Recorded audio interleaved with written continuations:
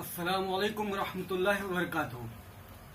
हाल ही में मैंने एक वीडियो देखी आचार्य आर्यवीर सिंह की, जिसके अंदर वो चुनौती देते हैं सब मुसलमानों को कि वो साबित करें कि इस्लाम धर्म है, तो वो इस्लाम को स्वीकार कर लेंगे उसी क्षण।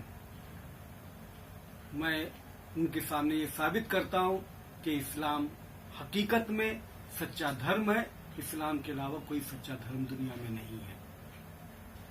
वो कोशिश करते हैं इस्लाम को अधर्म साबित करने के लिए, और अधर्म साबित करने के लिए अपनी तरफ से डेफिनेशन को पेश करते हैं।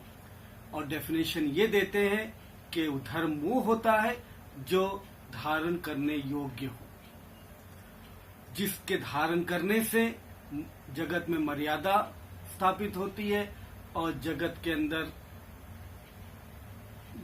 अंदर व्यवस्था बनी रहे, उसको धर्म कहते हैं। और जिसके हासिल करने से, जिसको पालन करने से आत्म उन्नति होती हो और मोक्ष प्राप्त होता है, तो उसको धर्म कहते हैं।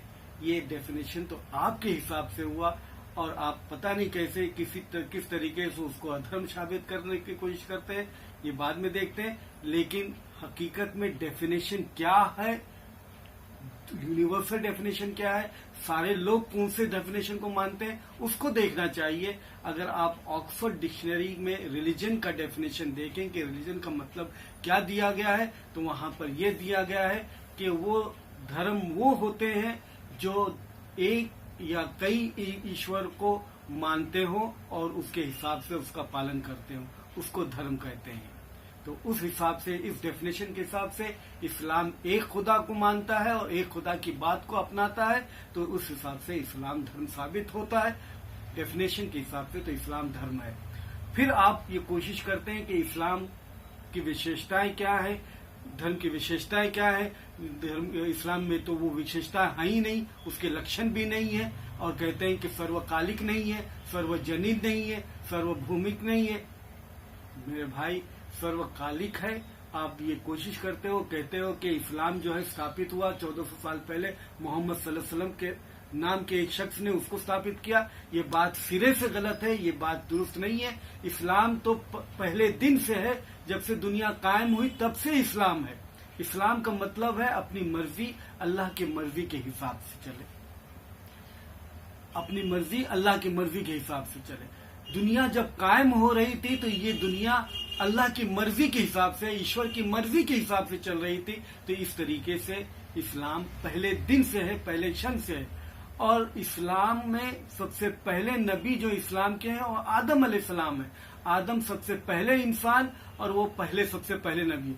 जितने भी नबी गुजरे हैं वो सारे के सारे इस्लाम के नबी गुजरे। आदम अलैहिस्सलाम, नूह अलैहिस्सलाम, इब्राहिम अलैहिस्सलाम, इस्माइल अलैहिस्सलाम, मूसा अलैहिस्सलाम, ईसा अलैहिस्सलाम, हारून अलैहिस्सलाम, मूसा, सारे नबी जितने भी गुजरे हैं वो इस्लाम के गुजरे हैं, इस्लाम के नबी हैं। तो इस्लाम पहला धर्म है, इस्लाम नया धर्म नहीं है। इस्लाम शुरू से, इस्लाम सर्वकालिक है, हमेशा के लिए। ये कहना आपकी बात दुरुस्त नहीं है कि इस्लाम मोहम्मद सल्लल्लाहु अलैहि वसल्लम ने स्थापित किया। मोहम्मद सल्लल्लाहु अलैहि वसल्लम इसके अंतिम प्रॉफिट है, अंतिम ऋषि है, अंतिम संदेशता है। मोहम्मद सल्लल्लाहु अलैहि वसल्लम पहले नबी नहीं है, बल्कि आखिरी नबी है, आखिरी रसूल है। तो इस तरीके से कहना कि सर्वकालिक नहीं, ये बात दुरुस्त नहीं है, बात गलत है। आप फिर कहते हैं कि इस्लाम जो है इसके अंदर वो क्षण नहीं है, वो लक्षण नहीं है। और लक्षण क्यों नहीं है? क्योंकि ये मारने काटने की बात करता है। और आप पेश करते हैं सूरह तौबा, सूरह नंबर 9 आयत नंबर 5 को। ये बहुत लोग कोट करते हैं। अरुण शौरी ने सबसे पहले वर्ल्ड ऑफ फतवा में, सबसे पहले नहीं बल्कि बहुत फैलाया इस बात को वर्ल्ड ऑफ फतवा में। वहां पर वो 9 नंबर की सूरह और 5 नंबर की आयत को पेश करते हैं और कहते हैं कि यहाँ पर कुरान लिखा है कि जहां पर कहीं पाओ मुशरिकों को, मुस्लिम नॉन मुस्लिम को, हिंदुओं को, वहां पर मारो काटो। ये बात उससे वैसी नहीं है जिस तरीके से आप लोग पेश करते हो। आपको अगर ये आयत को पेश करना ही था तो कम से कम सूरह तौबा की 9 नंबर की सूरह 5 नंबर की आयत पेश करने से पहले उसके आगे पीछे की आयतों को पढ़ना जरूरी है कि नहीं है? अगर कम से कम 5 नंबर की आयत पेश करें तो 1 2 आयत से शुरू करते। अगर 1 2 से आयत शुरू नहीं करते हैं तो कम से कम 4 नंबर की आयत तो पढ़ते, 6 नंबर की आयत तो पढ़ते, 7 नंबर की आयत तो पढ़ते। अगर ये 4 6 7 नंबर की आयत पढ़ते तो बात समझ में आ जाती और आपको ऐसी पेचीदगी का सवाल नहीं करना, ऐसी नतीजे पर नहीं पहुंचते। अगर 4 नंबर की आयत को पढ़ते हैं तो यहां पर देखिए क्या लिखा है। लेकिन वो मुशरिक जिनसे तुमने मुआहदा कर लिया है और उन्होंने तुम्हें जरा भी नुकसान नहीं पहुंचाया और तुम्हारे खिलाफ किसी की मदद नहीं की, तो तुम भी मुआहदा की मुद्दत उनके साथ पूरी करो। अब ये वो मुशरिक की बात हो रही है, वो गैर मुस्लिम की बात हो रही है जिनसे तुम्हारा मुआहदा है और वो मुआहदे को नहीं तोड़ते। तो उनसे कहा जा रहा है कि उनके साथ में आप अच्छे से सुलूक से पेश आओ, उनके साथ में मुआहदे को पूरा करो, उनसे लड़ने मारने की बात नहीं हो रही है। तो ये खास उन लोगों से बात हो रही है जिन्होंने मुआहदे को तोड़ा है। मुआहदा किस चीज का था? कि मुआहदा इस चीज का था कि हमें जंग नहीं होगी, जंग नहीं होगी। जंग नहीं होने का मुआहदा अगर तोड़ते हो तो ये ऐलान जंग होगा, ये जंग का ऐलान हो गया। अब जब जंग का ऐलान हो गया तो यहां पर यह हुक्म हो रहा है कि इनके साथ में जंग करो और इनको जहां पाओ उनको मारो काटो की बात हो रही है। ये सब गैर मुस्लिमों की बात नहीं हो रही है। ये 6 नंबर की आयत भी पढ़ेंगे तो वहां पर ये मालूम होता है कि अगर उन मुशरिकों में से कोई तुमसे अमन चाहे तो फौरन तुम उनको अमन दे दो। सिर्फ अमन ना दे दो बल्कि उनको ऐसी जगह पहुंचा, सेफ्टी की जगह पर पहुंचा दो जहां पर वो सेफ हो। ये कौन सा कमांडर आपको हुक्म देगा कि जो शख्स लड़ना नहीं चाहता उसको वहां पर तो सिर्फ छोड़ दो उनसे लड़ना और उसको ऐसी जगह पहुंचा दो जहां पर वो प्रोटेक्टेड हो, जहां पर सेफ्टी हो। तो ये आउट ऑफ कॉन्टेक्स्ट बात पेश करना तो बात कहां से कहां दूसरी बात हो जाती है, बेतुकी बात हो जाती है। जिस तरीके से अगर वियतनाम और अमेरिका की लड़ाई हो रही है और अमेरिका कमांडर कहता है कि जहां पर भी वियतनामी को पाओ मारो काटो, तो ये कॉन्टेक्स्ट में बात हो रही है तो ठीक है, मुनासिब है। लेकिन आज कोई कहे कि अमेरिका कमांडर बोलता है कि वियतनामी को जहां कहीं पाओ मारो आज के कॉन्टेक्स्ट में, तो ये बात बेतुकी है। ये तो उसको बुच्चर की तरह आप पेश करोगे तो ये बात दुरुस्त नहीं होगी। तो कॉन्टेक्स्ट में बात समझनी चाहिए, पसे मंजर में संदर्भ में किस संदर्भ में बात हो रही है उसको पेश करना चाहिए। अगर वो बात संदर्भ में आप पेश करते हैं तो जो बात आप साबित करना चाह रहे हैं, जो बात आप नतीजा निकालना चाह रहे हैं, वो बात बिल्कुल साबित नहीं होती है। फिर आप दूसरी आयत सूरह तौबा सूरह नंबर 9 आयत नंबर 123 नंबर की आयत पेश करते हैं कि 123 आयत नंबर में ये लिखा है कि जो गैर मुस्लिम तुम्हारे पड़ोस में है उनको कत्ल करो, उनसे जंग करो। ये कहां से बात साबित कर रहे हो कि ये जिस तरीके से आप बात कर रहे हो कि जहां तुम्हारा पड़ोसी रह रहा है वो अगर गैर मुस्लिम है तो उसे जंग करो। ये वैसी बात नहीं है कि जहां पर कहीं पे मुसलमान रह रहे हैं उसके आसपास में कोई पड़ोसी गैर मुस्लिम है तो उसे जंग करने की बात हो रही है। ऐसी बात हरगिज नहीं है, बल्कि वो उन पड़ोसियों की बात हो रही है, उन करीब वालों की बात हो रही है जो तुमसे जंग कर रहे हैं, जो तुमसे जंग कर रहे हैं उनमें से जो करीब है उनसे लड़ने की बात हो रही है। ये आम बात इस तरीके से नहीं है जहां कहीं भी मुसलमान हो उनके पड़ोस में अगर गैर मुस्लिम हो तो उनसे जंग करो। ये बात गलत तरीके से आपका पेश करना और ये मुनासिब नहीं होता। आप जैसे स्वामी को आचार्य जी हो, पढ़े लिखे आदमी हो, उस तरीके से आप बात को तोड़ मरोड़ के पेश करो।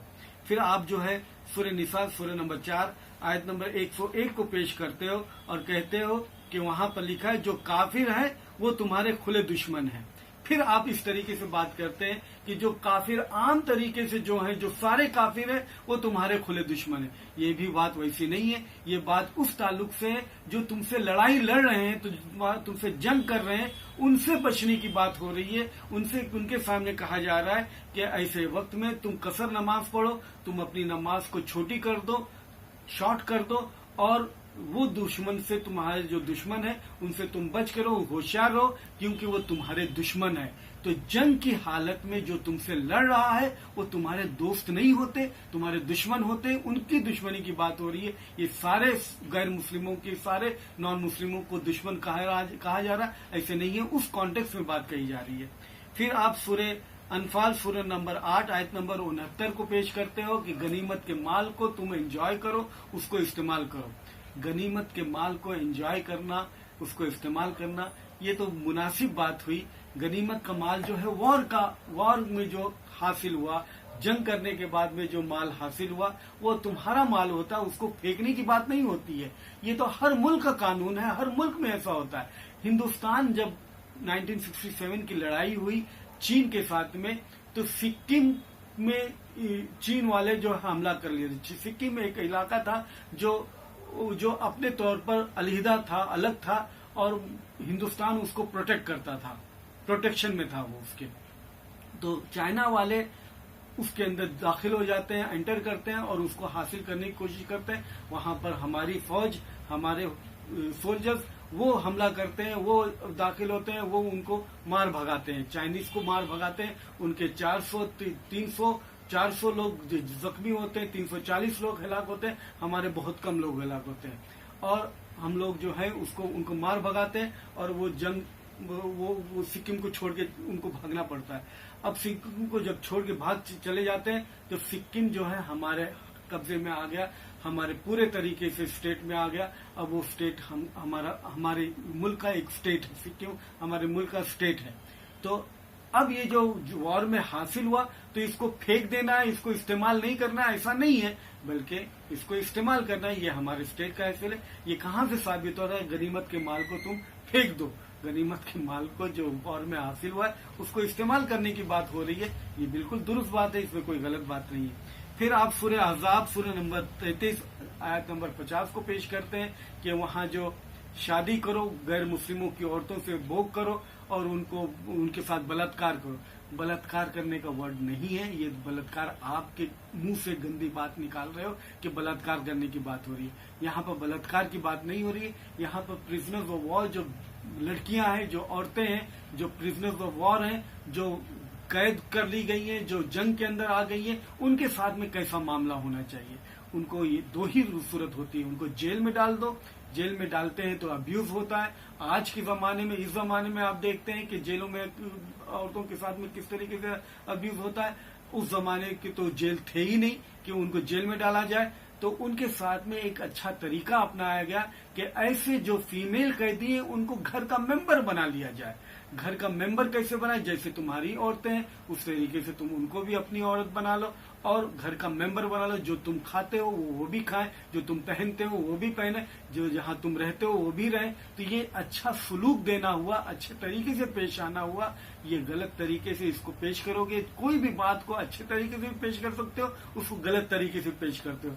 आप लोग जो है उसको गलत तरीके से पेश करते हो, बलात्कार करने की पेश करते हो। बलात्कार नहीं है, बल्कि ये जो शादी जिस तरीके से होती है, जिस तरीके से निकाह है, उस तरीके से ये तरीका कनीजों के साथ में रहने का हुक्म अल्लाह की तरफ से हमको मिला। और अल्लाह की तरफ से अगर हुक्म मिलता है तो उसके लिए सैंक्शन हमको मिल जाता है कि ये अल्लाह की तरफ से बात है। जिस तरीके से शादी के लिए सैंक्शन मिल गया अल्लाह की तरफ से तो वो निकाह होता है, तो वो जायज हो जाता है। उसी तरीके से ये सैंक्शन अल्लाह की तरफ से मिला कि इस तरीके से जो कनीज मिलती है वो जंग की हालत में प्रिजनर्स ऑफ वॉर होती है, वो भी तुम्हारी औरतों की तरह हो जाती है। और वो औरतें जिस तरीके से हकदार होती है तुम्हारी बीवियां, उसी तरीके से वो भी हकदार होती है, वो भी घर में रहने के लायक होती है, उनको भी खाना कपड़ा देने की योग्य होती है। उनके साथ में वो सारे सलूक किए जाते हैं जिस तरीके से एक घर के मेंबर के साथ में होता है। अगर उनसे औलाद हो जाती है तो वो आजाद हो जाती है, उनके ग्रेड और बढ़ जाते हैं। तो ये बेहतरीन सलूक पेश करने की बात हो रही है,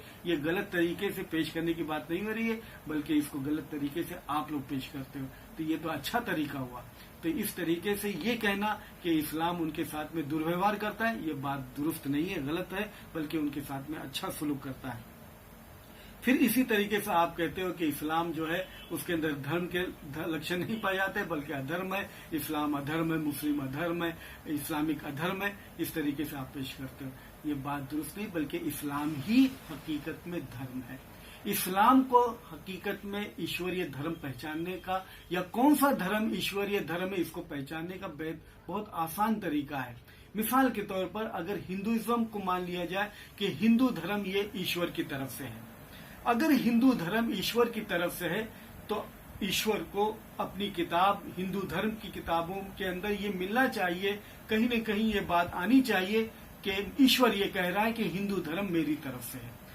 बल्कि हम ये देखते हैं कि कोई भी धार्मिक पुस्तक हिंदू धर्म की उठा लो, हिंदू धर्म के अंदर हिंदू शब्द नहीं मिलता।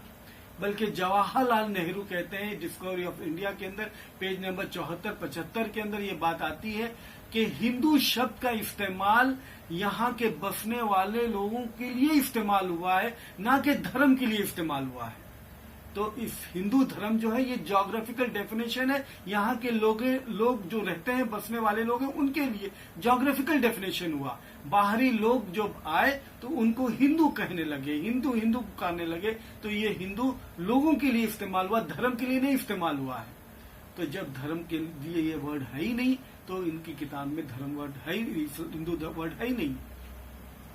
उसी तरीके से आप ये पूछिए कि क्या इस्लाम अगर ईश्वर की तरफ से है, मालिक की तरफ से, अल्लाह की तरफ से, अल्लाह को भी बोलना चाहिए ना कुरान के अंदर कहीं ना कहीं कि इस्लाम जो है अल्लाह की तरफ से।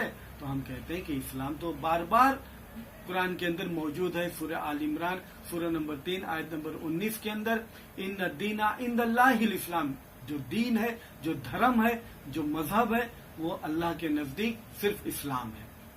सूरह आल इमरान सूरह नंबर 3 आयत नंबर 85 में वमन यब्तगी गैरल इस्लाम दीनन फलन युक़बल मिन्हु वहुवा फिल आखिरति मिनल खासिरिन। कोई भी कयामत के दिन, आखिरत में मरने के बाद में सब जी उठेंगे, जब अल्लाह के पास में, जब अल्लाह के पास पहुंचेंगे, वहां पर कोई भी इस्लाम को छोड़ करके कोई दूसरा धर्म लेके वहां पहुंचता है तो हरगिज़ उससे कबूल ना किया जाएगा, और वो घाटे का नुकसान उठाएगा, खसारे का नुकसान उठाएगा, वो नुकसान उठाने वालों में से होगा। तो इस्लाम धर्म वर्ड है यहाँ पर। सूरह मायदा सूरह नंबर 5 आयत नंबर 3 के अंदर है अल यौमा अकमलतु लकुम दीनुकुम, इस दिन हमने तुम्हारे दीन को मुकम्मल किया, तुम्हारे धर्म को मुकम्मल किया। वह अतममतु अलैकुम नेमती, और तुम्हारे लिए तुम्हारी नेमत, तुम्हारे ऊपर सारे करुणा, सारे कर्म किया, पूरा किया। वह रदीतु लकुमुल इस्लाम दीना, और तुम्हारे लिए दीन इस्लाम को, धर्म इस्लाम को चुन लिया, पसंद किया। तो इस्लाम शब्द है यहाँ पर। तो इस्लाम ही साबित होता है अपनी धार्मिक पुस्तक के हिसाब से। दुनिया में कोई दूसरा धर्म अपनी किताब के हिसाब से साबित नहीं होता। ईसाईयत धर्म भी साबित नहीं होती, जैनिज्म भी नहीं साबित होता, बुद्धिज्म भी साबित नहीं होता, हिंदू धर्म भी साबित नहीं होता, कोई भी अपनी किताब से साबित नहीं होता। तो इस तरीके से अगर इस नजरिए से देखें तो इस्लाम ही हकीकत में ईश्वरीय धर्म है। इस्लाम के अलावा कोई दूसरा धर्म दुनिया में नहीं है। आप जो है मारने काटने की बात करते हैं, उस ताल्लुक से आप कहते हैं कि इस्लाम अधर्म है, ये आपको नहीं कहना चाहिए था, इस तरीके से बात नहीं करें। क्योंकि क्या आपने अपनी भगवत गीता नहीं पढ़ी है? भगवत गीता तो पढ़ी होगी ना। भगवत गीता क्या है? लड़ाइयों का किताब है ना, दो ग्रुप के अंदर लड़ाई हो रही है ना। बल्कि भगवत गीता का पहला चैप्टर पढ़ लीजिए, दूसरा चैप्टर पढ़ लीजिए, तो बात क्लियर हो जाती है कि जो लड़ने मरने की बात हो रही है वहां हो रही है, जिस तरीके से वहां हो रही है वैसे उस तरीके से कुरान में हो रही है। तो ये गलत तरीके से आप बात क्यों पेश करें?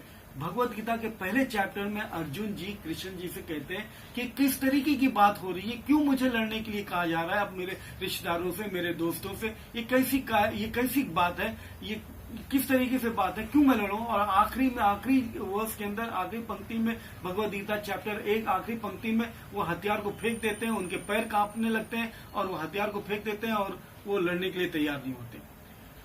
दूसरे चैप्टर में कृष्ण जी उसका जवाब देते हैं। पहली दूसरी आयतों में नहीं बल्कि वर्ष के अंदर, पंक्तियों के अंदर ये बात आती है कि पहली आयत के अंदर कहते हैं कि कैसी ये गंदगी तुम्हारे अंदर आ गई।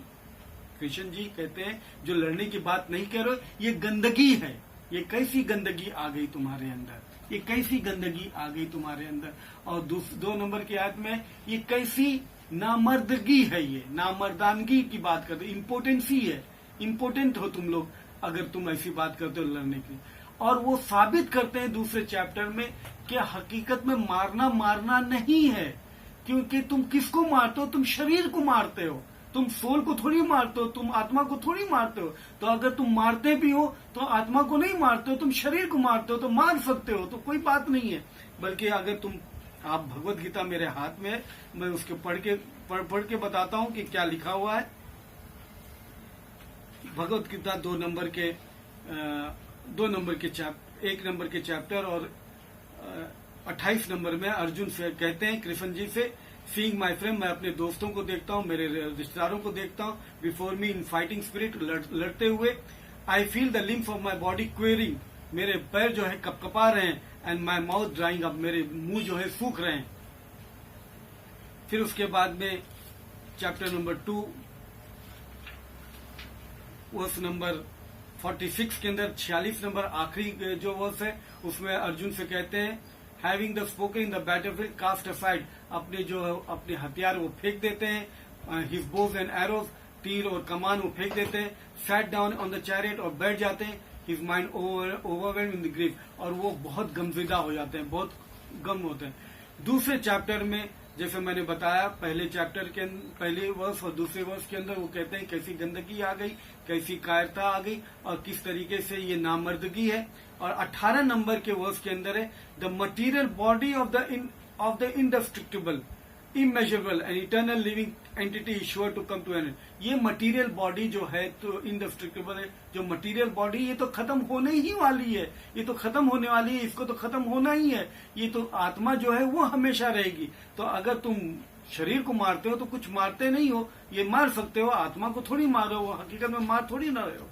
22 नंबर के वर्ष में देखिए क्या लिखा है, as a person puts on new garment, जिस तरीके से आदमी नया कपड़ा डालता है उसी तरीके से तुम नया आत्मा आती है। तुम अगर मारते हो तो ये पुराना कपड़ा उतर रहा है, दूसरा कपड़ा आ जाएगा, दूसरा चोला आ जाएगा, तो हकीकत में तुम नहीं मार रहे हो। तो ये मारने का प्रोत्साहन दिया जा रहा है, मारने काटने की बात हो रही है। फिर उसके बाद में 31 के नंबर आयत के अंदर देखो क्या लिखा है, कंसिडरिंग योर स्पेसिफिक ड्यूटी, तुम अपने क्षत्रिय की तो तुम्हारी ड्यूटी है, you should know that there is no better engagement, इससे अच्छी बात कुछ हो नहीं सकती फॉर यू देन फाइटिंग, इससे अच्छी बात नहीं हो सकती कि तुम लड़ो ऑन रिलीजियस प्रिंसिपल, रिलीजियस धर्म की बुनियाद पर, and so there is no need for hesitation, तो तुमको कोई घबराने की बात नहीं है। वर्स नंबर 37 वो 38 में पढ़िए, 37 38 में पढ़िए। 37 के अंदर है, ओ सन ऑफ कुंती, ए कुंती के बेटे, either you will be killed, तुम या तो तुम मारे जाओगे बैटल फील्ड के अंदर, मैदान के अंदर मारे जाओगे, and attain the heavenly planet, और तुम प्लैनेट्स मतलब जन्नत में स्वर्ग में रहोगे, हेवनली प्लैनेट में स्वर्ग में रहोगे, और यू विल कॉन्कर, या फिर तुम जीतोगे और एंजॉय द अर्थली किंगडम, और तुम यहाँ पर अर्थली किंगडम जो हासिल होगी उसको यहाँ पर भी एंजॉय की बात हो रही है, जिसका आप एतराज कर रहे हो कुरान के ताल्लुक से, यहाँ पर भी एंजॉय कर रहे हैं ना, enjoy the earthly kingdom, therefore get up with determination, तो हिम्मत के साथ में उठो, एंड फाइट, और लड़ो। तो ये मारने काटने की बात तो पूरी की पूरी भगवत गीता में है। अगर इस तरीके से भगवत गीता में जो है इस ताल्लुक से अगर ये स्टैंडर्ड अपनाते हैं, मारने काटने की वजह से ये अधर्म हो जाता है, तो आपको हिंदू धर्म को भी अधर्म कहना पड़ेगा, क्योंकि यहाँ पर भी मारने काटने की बात है। तो जो स्टैंडर्ड आप वहां इस्तेमाल करके इसको गलत कर रहे हैं, तो उसी स्टैंडर्ड के हिसाब से आपका हिंदू धर्म भी अधर्म हो जाएगा। तो आप कैसे किस तरीके से बात कर रहे हैं? कुरान हरगिज मारने काटने की बात आम तरीके से नहीं कहता, बल्कि कुरान आम तरीके से बात कहता है। सूरह मायदा सूरह नंबर 5 आयत नंबर 32 के अंदर, मन कतल नफ्सन बगैर नफ्सिन और फसादिन फिल अर्द फकान नमा कतल नास जमिया। अगर आपने किसी भी मासूम को इसलिए मार डाला, उसने किसी का कत्ल नहीं किया था, वो जमीन के ऊपर फसाद बर्पा नहीं कर रहा था, वो मासूम था, ऐसे शख्स को अगर तो आपने मार डाला तो इस तरीके उसका गुनाह, उसका पाप ऐसा है जैसे तुमने सारी मनुष्यता को मार डाला है। अगर आपने किसी एक जान को बचा लिया तो उस तरीके से है कि आपने सारी मनुष्यता को बचा लिया। तो यहाँ तो एक जान को मारने की बात है। आप एक चिड़ियों को भी नाहक नहीं मार सकते। एक चिड़िए को भी अगर नाहक मारते हैं तो कल कयामत के दिन वो चिड़िया आपकी शिकायत करती कि मालिक इसने मुझे नाहक मारा था। आप नाहक किसी को धक्का नहीं दे सकते, तो यहाँ मारने की बात कहाँ आती है? आप नाहक किसी को सिगरेट नहीं पी सकते कि सामने वाला पैसिव स्मोकर उसको बीमारी हो सकती है, तो आप सिगरेट नहीं पी सकते कि दूसरे को नुकसान पहुंच सकता है। तो इस्लाम अमन का मजहब है, इस्लाम लोगों के साथ में अच्छा सुलूक करने का मजहब है। इस्लाम ये सिखाता है कि तुम्हारा पड़ोसी अगर भूखा है तो तुम मुसलमान नहीं, तुम्हारा पड़ोसी गैर मुस्लिम भी हो सकता है, कोई भी हो सकता है। वो देखना आपके लिए जरूरी है कि उसके पास, उसके घर के अंदर खाना पका है कि नहीं, उसके अंदर भुखमरी तो नहीं है। अगर आपके पास में खाना पका है तो आपके सालन के अंदर पानी को बढ़ा दो और उसको हिस्सा, थोड़ा सा हिस्सा पड़ोस में पहुंचा दो। अगर इस तरीके से पड़ोस के साथ में हम सलूक करते हैं तो ये भाईचारगी बढ़ती है कि घटती है, ये अमन और चैन सुकून बढ़ता है कि घटता है। इस्लाम वो दीन है जिसके तरीके को अपनाते हुए दुनिया में लोग जब उसको पढ़ते हैं तो उसको कबूल करते हैं। सबसे तेजी से अगर कोई धर्म दुनिया में फैल रहा है तो इस्लाम धर्म है। दुनिया में जो सबसे तेजी से फैलता हुआ धर्म है वो इस्लाम धर्म है। आज से 1400 साल पहले इस्लाम क्या था? मुट्ठी भर थे, थोड़े लोग थे। उस दिन से, जिस दिन से इस्लाम कायम हुआ, उस दिन से ये बढ़ता चला जा रहा है, कभी घटा नहीं है। आज भी सबसे तेजी से इस्लाम जो धर्म फैल रहा है वो इस्लाम धर्म है। अगर ये इस्लाम अधर्म होता तो ये इतने सारे लोग इस्लाम के अंदर क्यों आते? तो मेरी गुजारिश आपसे है, आपकी बात समझ में आ गई होगी। इस्लाम ही हकीकत में सच्चा धर्म है। आचार्य जी, आप अगर साबित हो गया, आपके सामने तो साबित हो गया। अब मैं इंतजार करूंगा आपके ऐलान का कि आप इस्लाम स्वीकार कर रहे हैं। मैं इसी बात से अपनी बात को खत्म करता हूँ। वाखिर दावाना अनिल हम्दुलिल्लाह।